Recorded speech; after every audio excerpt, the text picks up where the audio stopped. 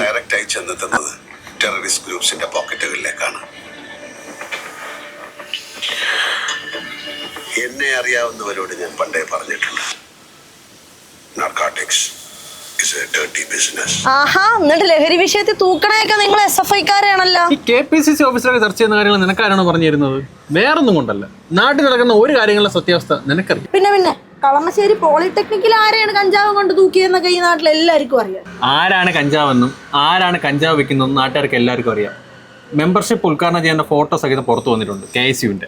ഓ, ഒക്കെ നീ നിന്റെ കമ്മികളും കൂടെ പറഞ്ഞുണ്ടാക്കണല്ലേ. ഈ KSUവിന്റെ അത്ര നിശ്ചയദാർഢ്യമുള്ള ഒരു സംഘടന ഈ നാട്ടിൽ വേറെ ഏതുണ്ട്?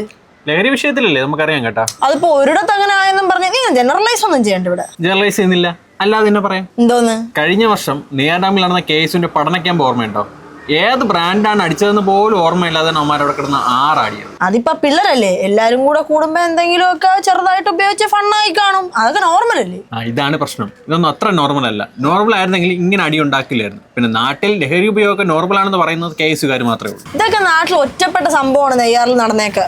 അതെ, ഇടുക്കിയിലെ കഞ്ചാവുമായിട്ട് അറസ്റ്റ് ചെയ്തത് SFI ജില്ലാ സെക്രട്ടറി അല്ല, KSUവിന്റെ ഇടുക്കി ജില്ലാ ജനറൽ സെക്രട്ടറിയാണ്. ഒന്നൊരു കാര്യം ചെയ്യും, ഈ KSUക്കാരൊക്കെ ലഹരിക്കാരാണെന്ന് പറയണ സർക്കാർ തന്നെ അവരെയൊക്കെ കണ്ടുപിടി. ഒരു സംശയമില്ല, തൂക്കൂന്ന് പറഞ്ഞിട്ടുണ്ടെങ്കിൽ തൂക്കിയിരിക്കും. അത് ആരായാലും ശരി, ഏത് സംഘടന ആയാലും ശരി. അത് തന്നെയാണ് പേടി. എന്തോന്ന്? ഒന്നുമില്ല എന്റെ പൊന്നോ.